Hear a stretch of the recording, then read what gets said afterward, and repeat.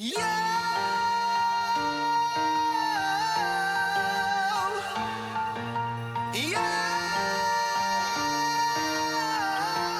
界中のあなたが作る未来、その真ん中には車があって、たくさんの笑顔があってほしい。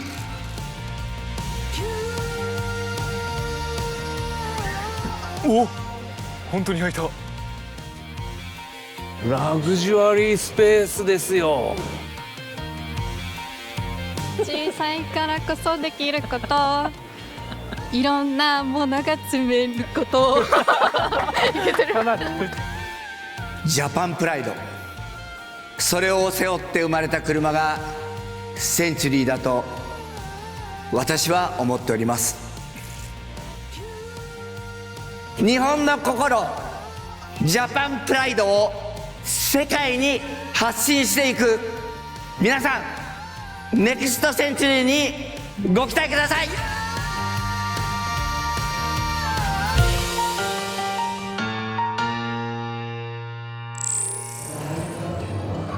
今回のトヨタイムズニュースはジャパンモビリティショー2025、自称トヨタグループ間のトヨタ、ダイハツ、そしてレクサスにセンチュリーと4つのブランドブースを紹介してまいります。まずは今回のプレスカンファレンスからご覧ください。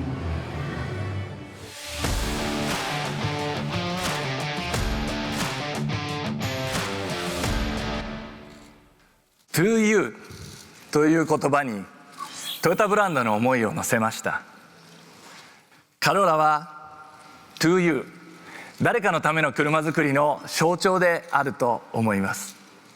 時代に合わせて、人々の生活に合わせて、常に目の前のあなたに向けて形を変えてきました。そしてこちらの IMB オリジン、この車を企画するときに思い描いた You はアフリカの農村に住む人々でした。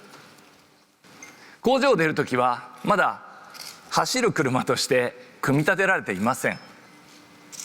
この車を組み立てて完成させるのは現地の皆さん。あえて作りきらないという新たな発明に挑戦する車です。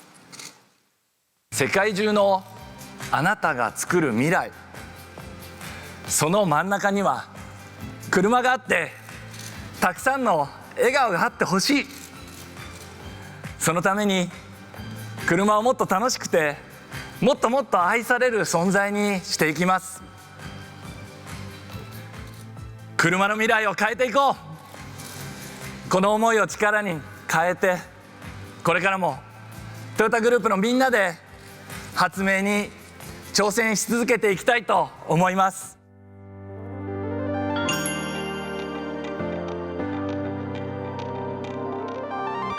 このトヨタグループ間をですね、私お客の一人としてちょっと回ってみますね。行きましょうか。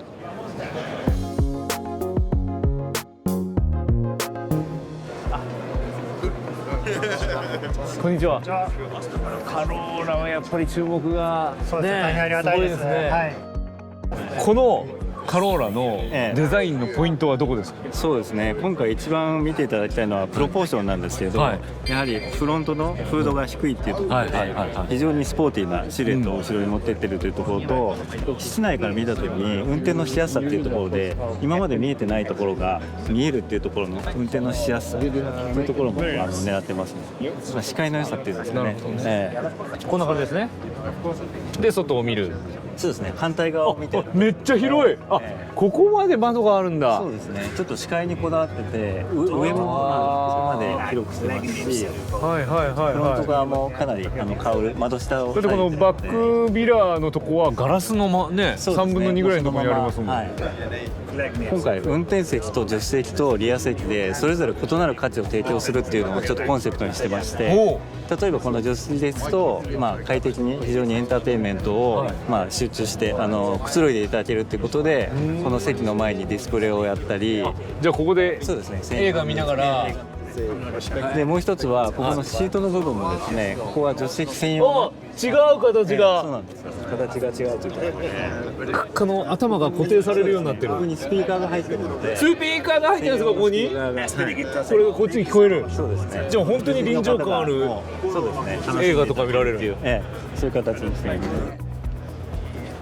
これがはい。シフトレバー、この車が、はい。これで P に入れたり D に入れたりってこと、はい。前に押すとドライブ、で後ろに引くと、バック。えへえ、まあ直感的に自分がこうミニカーを操るようにこう操作できるっていう。あら面白いちょっと遊び心を入れて、はい。我々やっぱりカローラ料金廉価がやっぱり大事ですので、そこは忘れないで開発したいと思います。だからおしゃれに見えるし、すげえラグジュアリーに見えるけれども、実は価格抑えてますよとか。カローラという名前がついてる以上やっぱりそこは譲れないというか、お客様の期待値も高いと思いますので、はもう実現に向けて頑張ってます。はい。もちろんです。あ、ありがとうございます。ありがとうございます。ものすごいシンプルなんですよ、このハンドルがあって、もう本当アクセルとブレーキぐらいですよね。まあまだコンセプトなんで技術的にはこれからですけど、これもパイプじゃないですか。はい。なんかつけるかもしれないし、これだってね、もうほらプラモデルとかによくあるんですよ。こっから刺してくださいみたいな、この説明書きみたいなやつ。こういうだから組み立てるからこういうのついてるんですよね。へえ、面白いな。ライトだからしっかりしてるんです。これ向こうすごい道が暗いんで、街灯がまだ街灯が全くないから。そっかそっか、それを考えてね。日本にいてはわからない。彼は人のするものをつけるんですけど、あと何が欲しいかはまた町とか村によって違うので、とにかく好きにつけていきましょう。こういうのがあって社会ができてインフラができると、横もカローラとかセンチュリーも走る社会にいずれなってくる。面白いな。可愛いですね。ありがとうございます。ねえ、まさに子供が一人で移動できるモビリティ。はい、そうです。AI と自動運転の技術で子供の世界を広げてあげたいっていう、そういったモビリティになります。子供あ、可愛い。可愛い。今ニコってしましたよ。生き物のように、はいぜひこう触れ合って、こうコミュニケーションを取っていくような、はい、そういったモビリティ。あ、じゃあ、はい中に座っててもはい会話ができるとか。そうですそうです。おしゃべりをしてへえ。どこどこに行きたい、うん。はい、そういった子供の行きたいっていうそういった移動のこう自己実現を育んでいくような、はい、一緒にいろんな経験をして、一緒に成長していく。じゃあもう本当にはい家のもうペットみたいな家族みたいな存在がはい自分を運んでくれて、はいで守ってくれるはい、っていうイメージ。そうですね。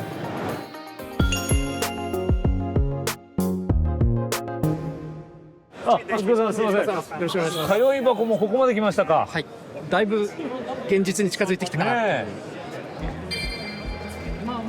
ああ、こういう使い方にしてる。あとこの棚もですね、出てくる。おお、出てきた。すごい取り出しやすくなる、一気に。前回のモビリティショーの時はね、そこまで具体的には分からなかったですから、あまり動かなかったと思うんですけども、今回いろいろ出して。失礼いたします。すごい通い箱の中入ります。で入って荷物をこっちからも取り出せるし、後ろからも行けるし。はい。ね。でも通い箱ですからもっといろんな使い方あるわけですよね。まあ今回いろいろな使い方ということで、まああ、いっぱい通い箱がいっぱい。トヨタブース通い箱シリーズ。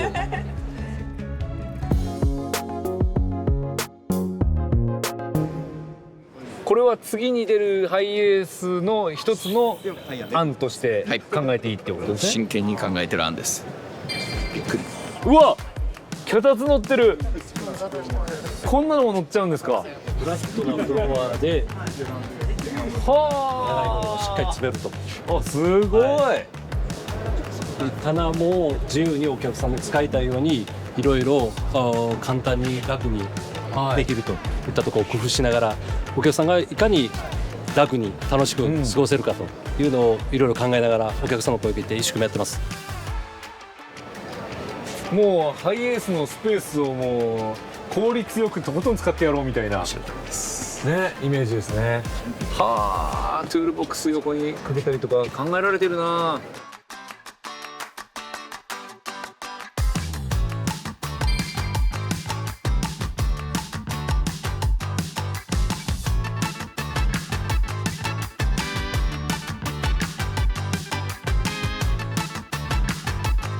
もう我々の狙いは事故ゼロ、死亡事故ゼロですので、はい、そこに向けてぜひ。そっかそっか、だからこれが自動運転になってくれたらより安全になるんだ。なります。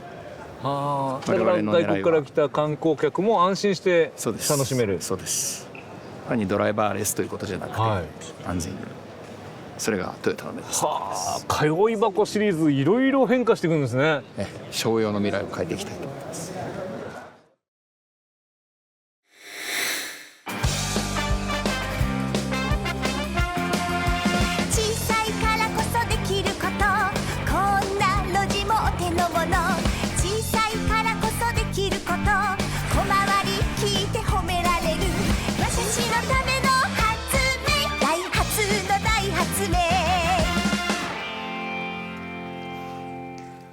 ダイハツの車作りは昔も今も変わりません。街に出て声を拾い、困っている人を見つけては何ができるだろうと考える。小さく作る技術をどう生かせるか頭をひねる。そしてたどり着いたのがミゼット X というわけです。そしてもう一台ご紹介いたします。K のオープンコペンです。このコペン、何がすごいのか。 FR 後輪駆動なんです。この凄さはなかなか伝わらないかもしれませんが、こんな小さなボディで FR を実現するっていうのは実はとんでもないことなんです。小さいからこそできる、トヨタにはできない大発明でモビリティ・フォー・オールを一緒に実現していきたいと思います。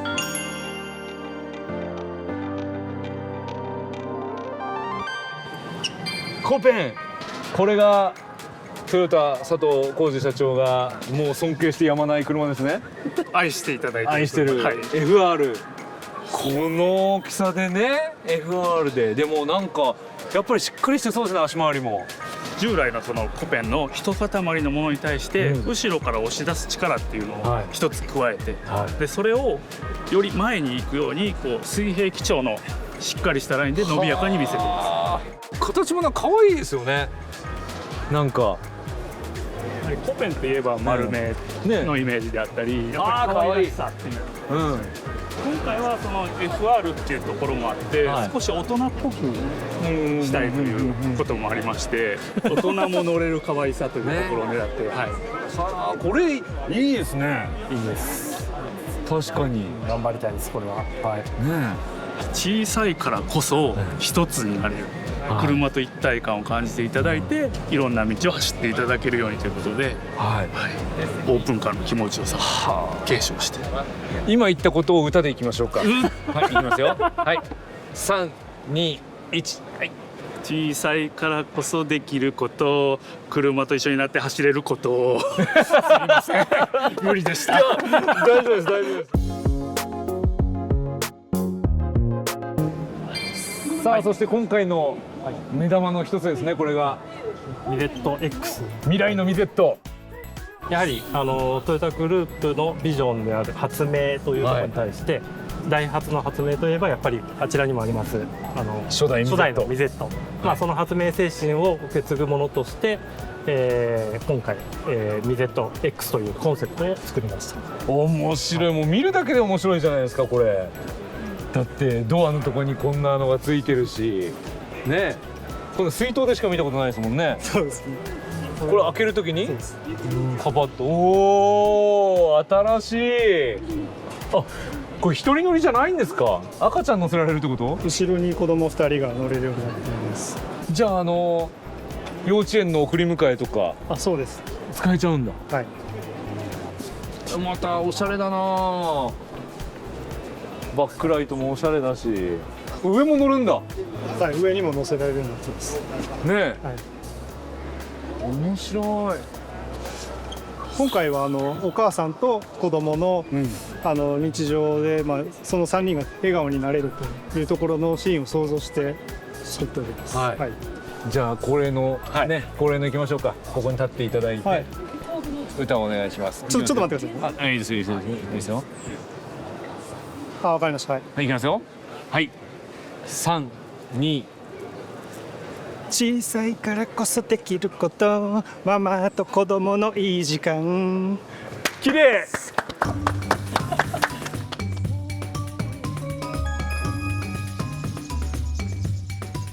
小さいからこそできること、毎日乗っても楽しいよ。おー。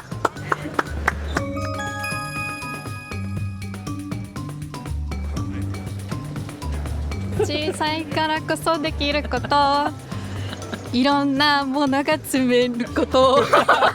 いけてる。最近おもろくないよねって話をして、ダイハツの中が。いやこれええやんと思いましたね。やっぱりね。ねちょっとよろしかったですね。井上さんの前で小さいからこそできること。Well, good morning, everyone, and welcome to Lexus.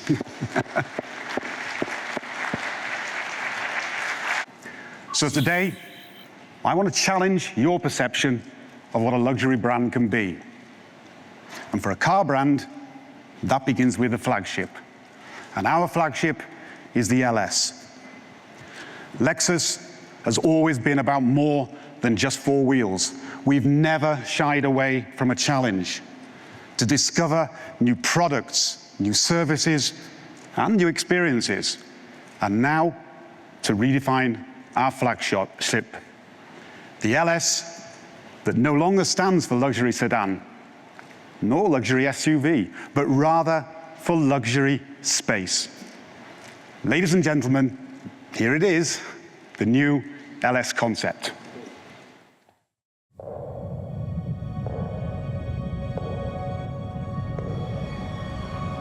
恐れや苦悩に向かって自分の道を信じる人だけが世界を広げることができる。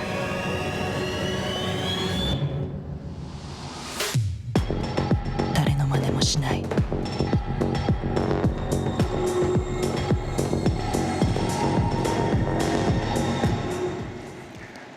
Well, what do you think? Well, I did promise you the future would be about more than four wheels, but you probably weren't expecting six. When that door opens, you're teleported to a home away from home, your own private space, a space to truly discover sanctuary. Six wheels to revolutionize packaging, maximizing floor space, unhindered access to an environment to call your own. Ladies and gentlemen, luxury is leadership, and the leading edge of luxury is forever evolving. At Lexus, we believe that everyone is their own brand. We pride ourselves on being eye to eye with our customers, and we want to help them to see the world through new eyes, to discover limitless new horizons, yet still feel at home. Thank you very much for your attention, and please enjoy the show. Thank you.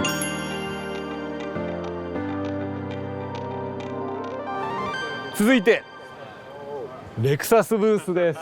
レクサスブースで迎え入れてくれるのジョビーなんですね。面白い。空飛ぶ車ジョビーがドーンとここに置いてあります。さあ見ていきますよ。またなんだこのかっこいい車は。なんだスポーツコンセプト。ぐるーっと回りましょうか。失礼します。ぐるーっと回りましょう。このライトもいいですね。すごい空力考えられてるね形ですよね。速そうだなこれ。全部本気で作ってるって言ってましたから、これコンセプトとはいえこの車が世に出てくるっていう可能性もあるわけですよね。後ろ姿もかっこいいですね。レクサスの文字がこのテールランプに合わせてね赤でウイングが動いてる。何？あ、動いてる動いてる。自動で動くんだ。すげえ。さあ目玉が来ましたよ。目玉がめちゃめちゃ人多いですよ。プレスデーで生配信で皆さんにお伝えしました6輪です。 LS ラグジュアリースペース。うわ、タイヤの大きさこんな違うんだね。え後ろの座席も快適に座るためにちっちゃいタイヤを氷に持ってきて、で強度を足すために4輪後ろに持ってきて、全部で6輪という車ですよね。さあこの6輪の LS、 ドアが開くとどうなるのか行ってみましょうか。開けごま。お、本当に開いた。あ、ゆっくりゆっくり。あ、最初はゆっくりで後からスピードが速くなるんですね。降りる人のことを考えたこの開くスピード。うわ、中こうなってるんだ。すごい、本当ソファーがあるみたい。ラグジュアリースペースですよ。あ、やっぱり後ろの座席も同じ位置ですね。上に上がったりしてないタイヤがあるのに。だからこのまま座席を倒さずに乗り降りできて、しかも同じ視線、目線の高さで快適に過ごせる、ラグジュアリーに過ごせる空間がこの新しい LS ですね。あー、すごいな。さあこれはなんだ。お、こんな空間があるんだ。面白いねえ。これは何ですか？一人で移動する空間？基本的にはラストワンマイルを、走るために作られた車で、ラグジュアリーでかつ完全自動運転のモビリティとなります。そっかそっかそっか。何にもハンドルもアクセルもブレーキもないですもんね。そうですね。シームレスでラグジュアリーな移動体験を提供したいと思ってまして。これどうやって運ぶんですか？基本的には LS コンセプトで、着いた到着地点でこれが置いてあって、はい、でそちらに乗り換えていただいて、例えば最終地点の、お気に入りのレストランとかそういったところに完全自動運転で行けるような仕組み。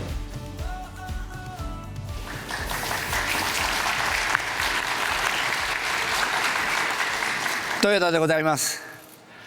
センチュリー最高峰にして別格の車。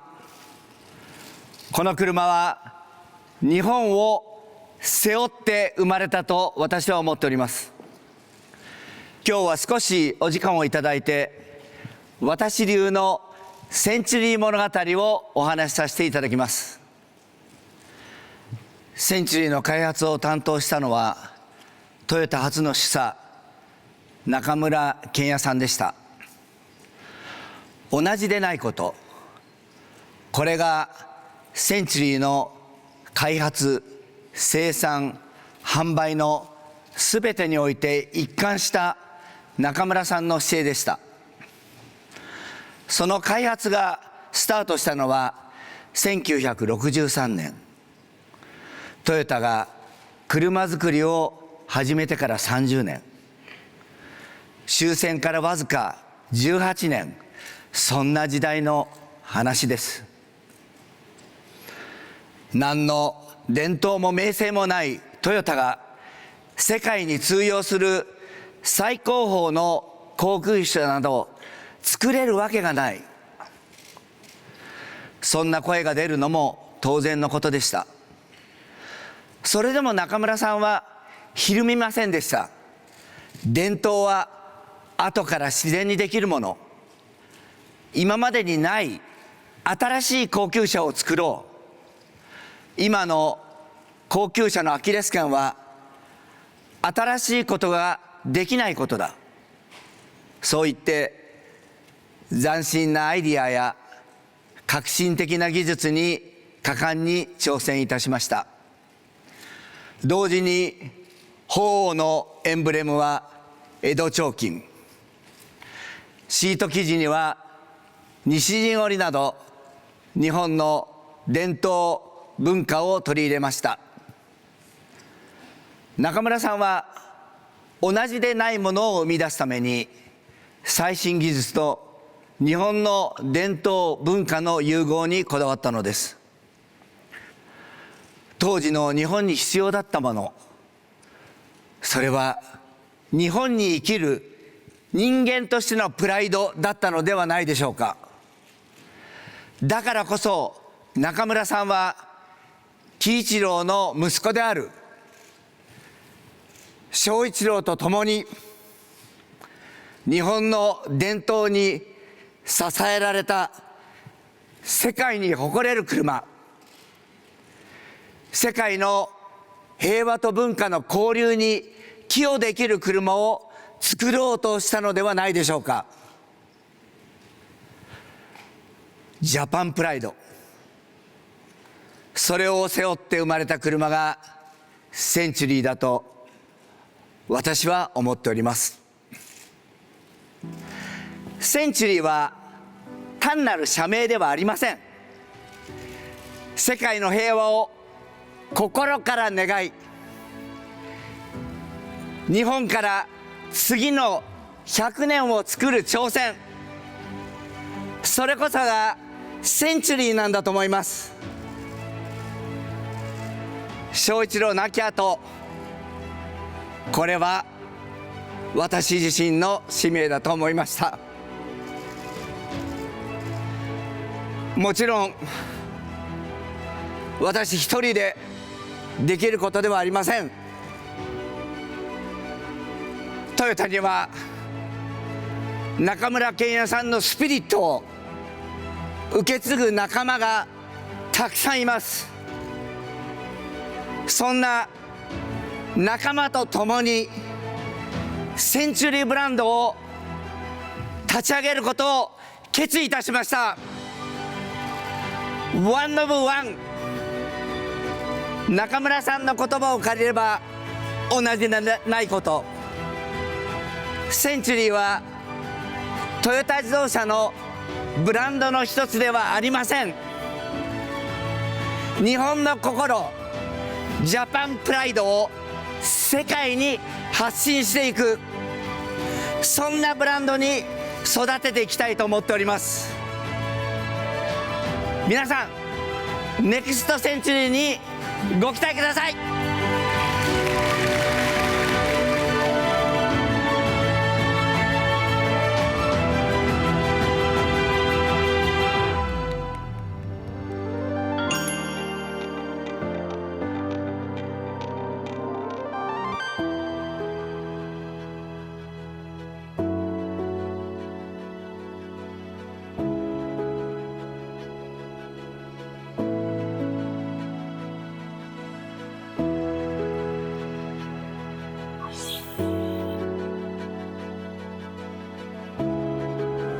田中さん、この日が来ましたね。そうですね。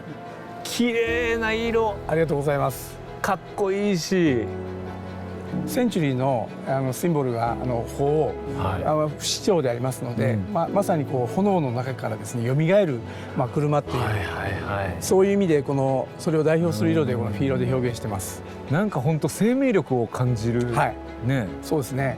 本当に会長がもうプレゼンでもお話しされてましたけども、今はちょっと日本が元気失ってるんじゃないかと言われる中でね、この車、このセンチュリーというブランドで創業の精神でありますまさに産業報告、自動車産業で日本を豊かにしたいという、そういう豊田喜一郎さんはじめそういう、我々の先輩の方々のですね思いを今一度この車で形に表して、そして世界に対してですね日本の自動車産業の底力、そして日本のものづくりの力を示すという、そういう思いが込められた車だと思っています。今度はさらにブランドとしての新しいセンチュリーを作る上で、ご自身の今までのキャリアとかお気持ちとか、どうここに注ぎ込もうと思ってるんですか？そうですね。これ本当にまだどういう形でやるかっていうのはまだまだ未定なんでありますが、やっぱりこの車をやるということはですね、まさに秋尾会長の今日のプレゼンがあれほど気持ちが入っていたようにですね、我々としては生半可な気持ちじゃなくて、本当にもう持てる技術の全てを積み込む、それぐらいの情熱と、やっぱり関係者みんなの力を一つにですね集めてワンオブワンを実現しなきゃいけないというふうに思っています。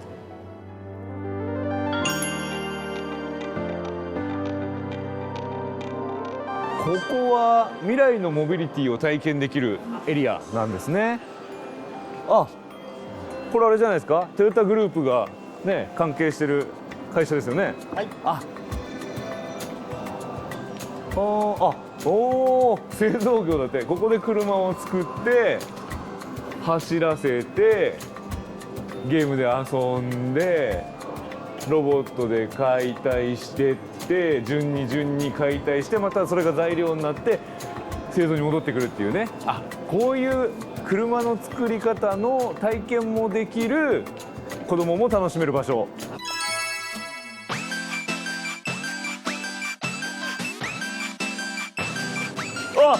ちょっと待って、ほら未来ドンとコライドン一緒に置いてあるじゃん。ホンダさんとトヨタが一緒に展示しているんだ。今回自己解散の、からお話をいただいて、それぞれ展示してきたんですけど、初でホンダコライドとトヨタミライドンの展示をさせてもらってます。それぞれ特徴ってやっぱりあります？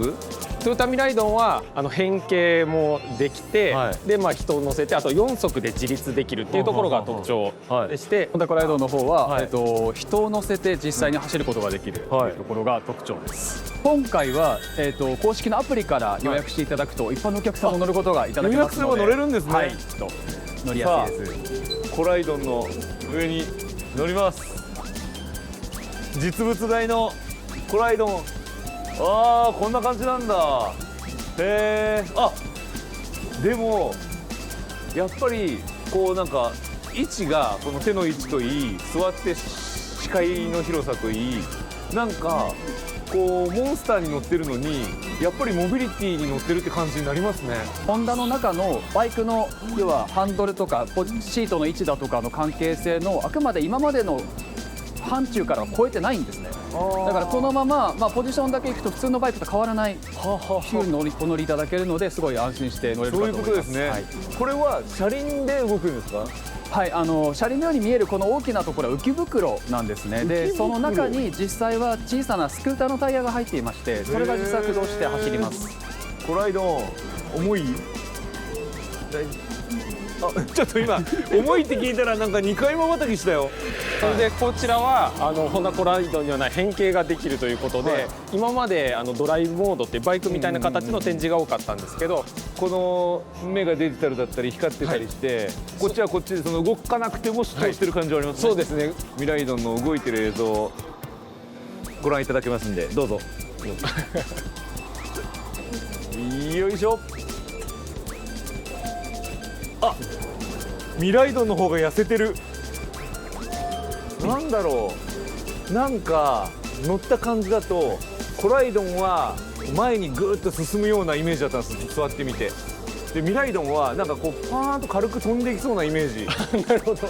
これは子供たちは喜びますねって言いながら、そういう子供を持つお父さんお母さんも絶対喜びますね。そうです。やっぱり印象的なのが、お子さん乗せてそれを写真で撮ってる親御さんもすごい喜んでくださってるのが、本当にこう親子にわたって喜んでもらえるのがすごい嬉しいですね。トヨタと一緒にこういうことをやるっていうのはどんな？そうですね、会社に入ってトヨタさんライバルだとばかり思ってたんですけど、こうやって協力して一つの世界みたいなところを作り上げる、展示としてですね、すごい嬉しいです。トヨタミライドを見てインスピレーションを受けて実際に作っていただくということになって、で先ほどの話で切磋琢磨する関係ということで、負けじと作ってくださって、で実際にものになったものがまたホンダさんの二輪事業としてすごい独自の技術とかが入ったまた全然違うもので、ホンダさんらしい素晴らしいものを作られたので、すごい刺激になって、また頑張らなきゃなという気持ちになってます。それぞれがそれぞれのすごいなって感じたところってどこですか？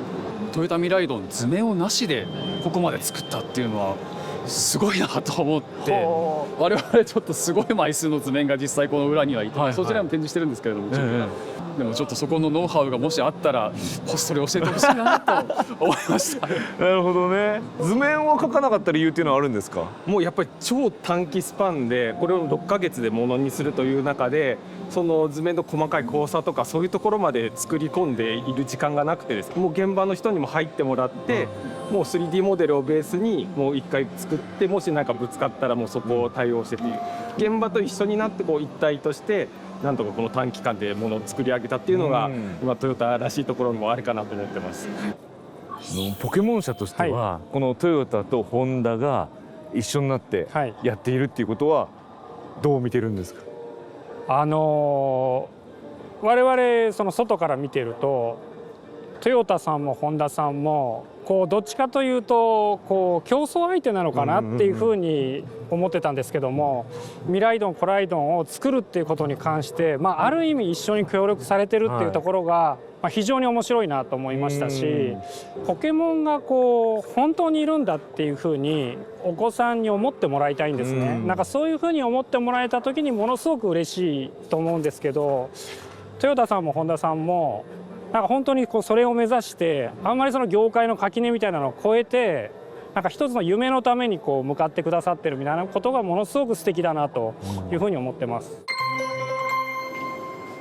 H2 ロウリュラボフューチャーサウナモビリティ、これはまさか水素サウナだ。ほら水素サウナですよ。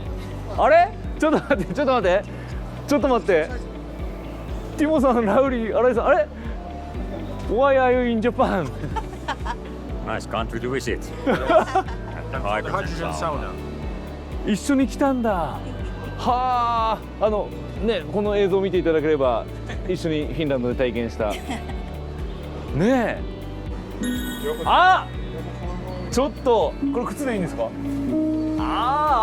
暑い。これカメラ入ったら大変なことになるよ。変わってる、これ火が見えるようになってる。あー、気持ちいい。あ、やっぱり思い出しました。フィンランドで入った時にやっぱり水素の火なんで乾燥してないんですよ。湿度があるんです。あー、これみんなに体験してほしいな。あー、気持ちいい。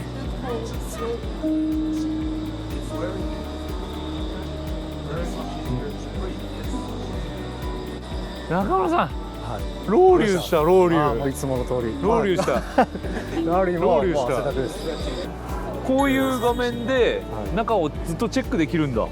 はい、今水素サウナのルームの温度だったり、血の温度を今まで入った人の反応はいかがですか？水素がこんなにこう人の幸せを生み出すんだっていう、なんかその水素というエネルギーがもう違った見え方になったっていうコメントが結構多くて、それがすごく嬉しいですね。で、実はサウナブースですけど、すぐ隣にもトヨタ自動車のトヨタは何をしてるんですか？こちらですね、ハッピーアグリという農業です。大豆を九州大学さん、佐賀大学さんと一緒に作りまして、その新しい品種で使った豆乳を今日こちらで提供してます。いただきます。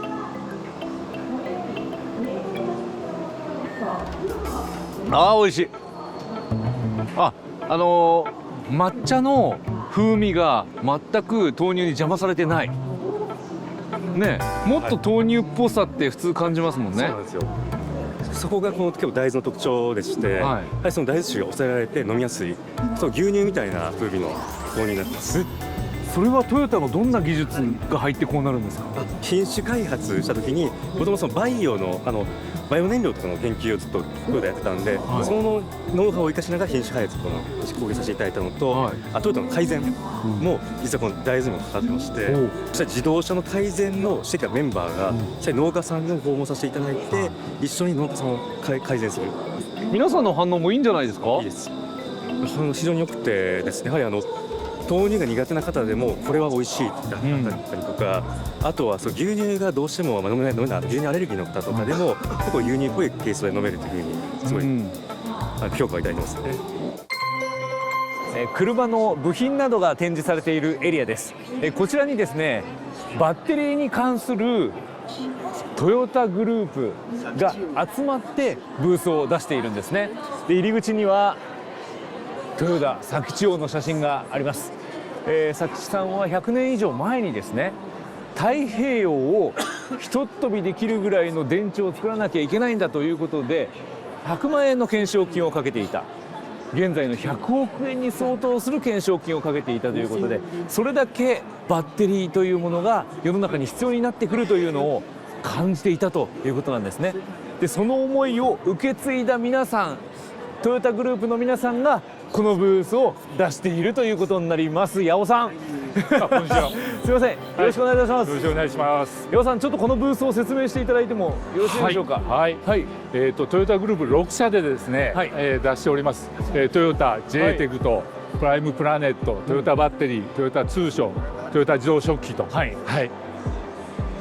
一番左端が初代のプリウスですね。1997年に発売した。でももっともっと効率よくしなきゃいけない、もっともっとコンパクトにしていきたいということで、どんどん開発していくわけですね。そうですね。で一番右端がですね、5代目のプリウスに搭載されてますリチウムイオン電池を使ったですね、最新の電池になります。最新の BG4X です。トヨタ自動車の方にですね、準備いただきました。こうやって敷き詰められてるんですね、実際に下に。だから重心が低くなるし、完成初見が良くなったって言われているのは、こういうバッテリーの配置も影響している。現段階でこの BG4X で充電満タンにしたらどれぐらい走るってなってるんですか。746キロ。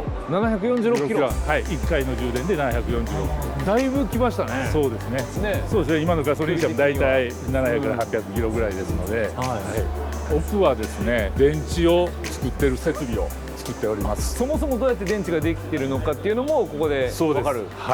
こんにちは、竹内と申します。バトンタッチ。ありがとうございます。竹内さん、J-テクトでございます。よろしくお願いします。実際にこれリチウムイオン電池、実際の車載用の中の電池が入っていますけど、実際これがいっぱい並んで車載用電池が入ってますと、その中のこの正極板だとか負極板って実際この構造がこういうふうになってるんですけど、この正極板負極板の設備を作っているのが J-テクトになります。一番最初の工程でいくと源泉の工程と言われまして、最初に材料を混ぜて、ゴテゴテのものを滑らかにしてサラサラにするっていう混煉の工程と、銀箔から銅箔のところにこう塗っていく工程、塗装する工程と、それをしっかりと乾燥させていきますと、きれいに塗らないとしっかりとした品質、電池としての品質が担保できないので、この一番最初のこの混煉工程というのがすごく重要になってきます。なるほど。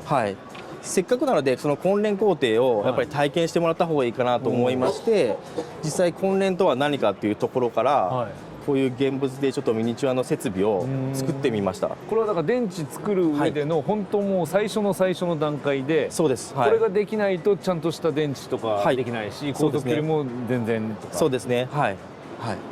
まず、ここに体験行く前に、いかにこれが難しいかっていうのを最初に体験いただいた方がいいかなと思います。ではすいません、スライム、青色のスライムがございます。これね、触ってなんか子供が遊んでた、ちっちゃい頃。ありがとうございます。食紅、赤い食紅の入れた、お湯が入っています。それを一定量注ぎます。これを混ぜる。混ぜてください。最初はこんだけ分離します。いきますよ。よーいスタート。よいしょ。ごめんなさい。もうこれダメ。もうこれ失格。そうですね。出ちゃったら失格？いや大丈夫です。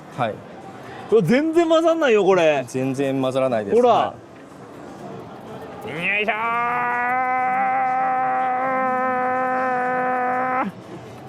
ー。ダメだ。実際はやっぱりこれぐらい混ざらない状態ですと。こんなに汚してまで頑張ったのに。ありがとうございます。実際ここに投入口があって、同じようにスライムを入れていきます。入れました。で、最初ですね、この構造的に最初スクリューみたいな形で前に押し出されていきます。それハンドルを少しずつ回していくとですね、中のスライムが投入されていって、実際このスライムが青いスライムが出てきました。で、同じようにですね、お湯の投入を、実際ここの投入口があるんですけどしていきます。赤いやつが入っていきます。で少しずつですね、点滴のようにポタポタと赤い液が中に流れていきます。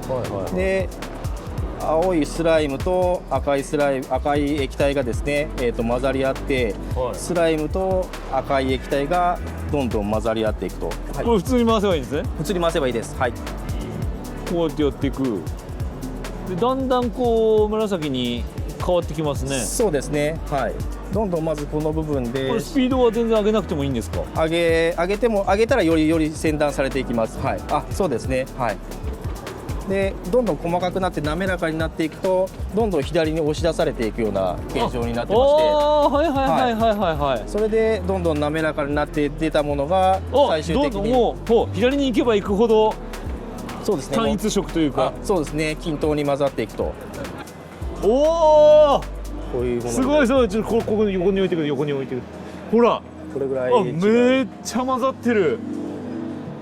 これって簡単そうに見えてめちゃくちゃ難しい技術ですよね。そうですね。はい。なかなかその電池でね、どんどん進化してほしいと思ってるし、改善されて何キロ増えたよみたいなことで喜んでますけども、そもそものね、こうやって電池ができてるんだよなんて考えたこともなかったですから、こうやって知ることもできる場所、ぜひ皆さん来ていただければなと思います。はい。お子さんのなんか課題とかね。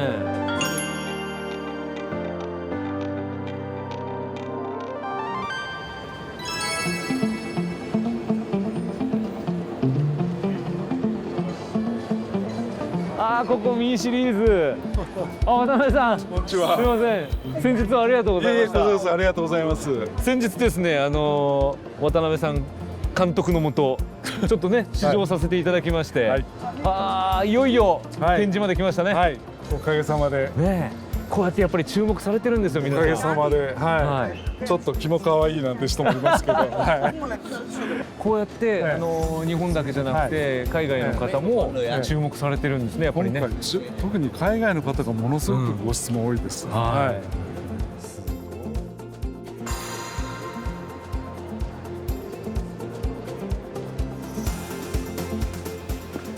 わいい。改めて見てもすみません、よろしくお願いします。よろしくお願いします。こうやって並んでるのもいいですね。そうですね。それぞれがそれぞれの味があって、これ3台まとめて、ミーシリーズと言います。ミーシリーズ。で私たちは健常者とそれから障害者の方のバリアを払拭するような新しいインクルーシブデザインというところを目指して新しくデザインしたという感じです。なので喜びだとか高揚感、ワクワク、そういったところで、新しい価値を出していきたいなというふうに思っています。まさに見た目もですね、車椅子のランクルのようにですね、例えば登山だとかトレッキング、それから釣りだとか砂利道だとか岩山とか、そういう過酷なシチュエーションを走破できるような、そういった新しいモビリティ考えてます。今までは体力に不安があったりとか、足腰がちょっと弱いだとか、そういった方が諦めていた、アクティビティみたいなものも、これに乗ったら実現できるっていうような世界を目指してます。続いて、タイヤじゃない。そうなんです。これは新しいですね。これはウォークミーと言いまして、今言っていただいたように、足を使って段差を乗り越えていくということを考えた、モビリティになっています。というあなためがけてということで、タイヤでやっぱりまだまだ越えられない段差、車椅子のユーザーの方とかにお話を聞くとですね、やっぱり街中、越えられない段差がまだまだ困ってるっていうこともありますし、家の中でも階段段差ってたくさんありますよね。そういったところを、屋外だけじゃなく屋内も含めてシームレスに移動できることを目指したものになっています。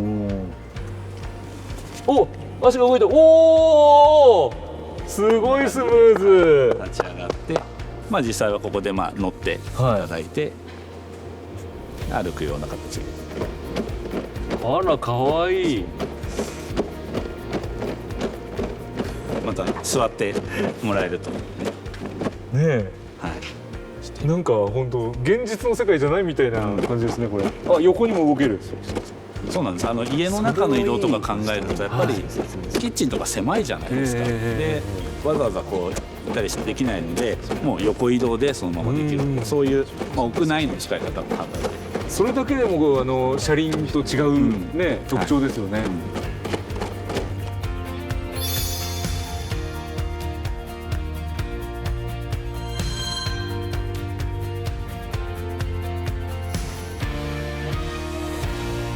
シミュレーターの中で何万台というロボットが歩いていて、その中で獲得されたものを入れてあげてるんですね。なんか赤ちゃんが歩き始めるので近い。だから一番最初は歩かなかったんです、シミュレーターの間に。で、だんだん歩く個体が出てきたら、その個体に飴を与えてあげて、歩かないことにはこうペケを与えてあげて、でそれをやっていくと1世代で歩くやつが出てくるんですね。でその歩いてきたやつの印象を持った2代目を作ってあげてっていうのを何万世代も繰り返してあげると歩く個体が出てくる。これ進化論とまさに一緒じゃないですか。でそれでできた最終的な優秀な個体をこう命を吹き込んであげる方に本当の体に入れてあげてやるとシミュレーターと同じように歩くって感じですね。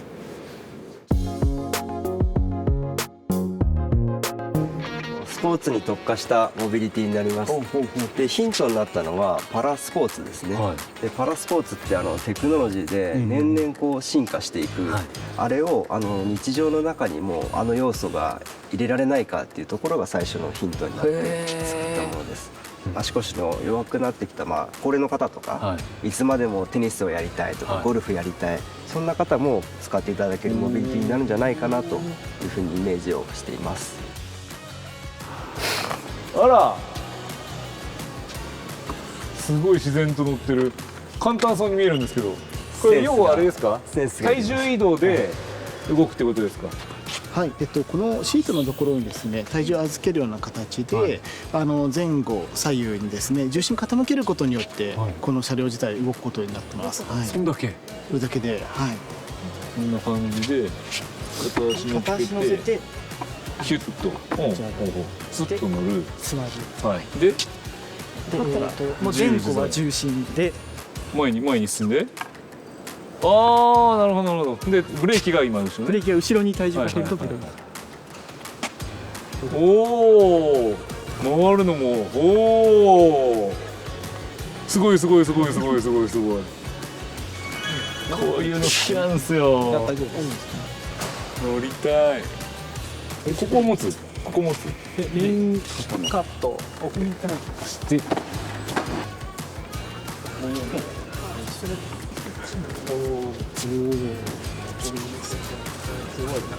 できるできるできるできるできる。ほらできるできるできる。ほらできるできる。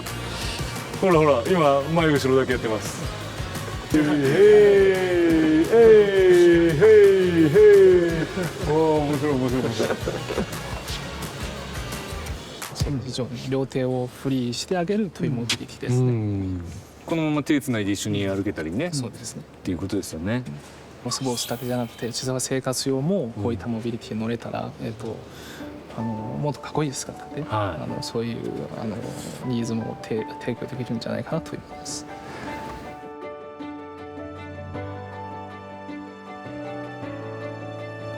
で今回20代30代のすごい若いチームでこれ全部やりきってるんで、もうそういったパワーが全部詰まってるものになってますんで。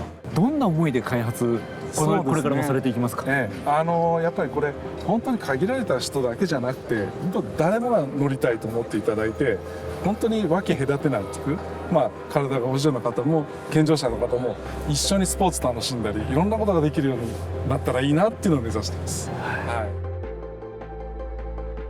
この南館でトヨタグループが何を発想しやろうかということで、こういうメンバーがですね、みんなで、意見を出し合いやってきたのがこれです。我々とにかくどの商品に対しても本気です。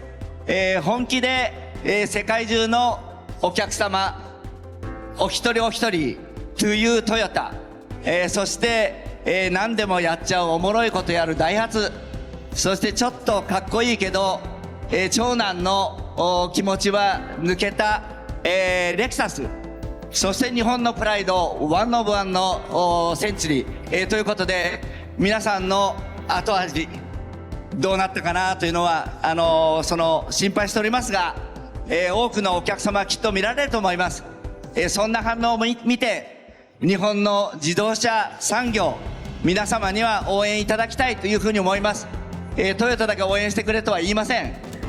とにかく日本には自動車産業があるっていうこと、これも日本のプライドと思っていただくよう我々は精一杯努力してまいりますので、ぜひともよろしくお願いをしたいというふうに思います。お待ちしてます。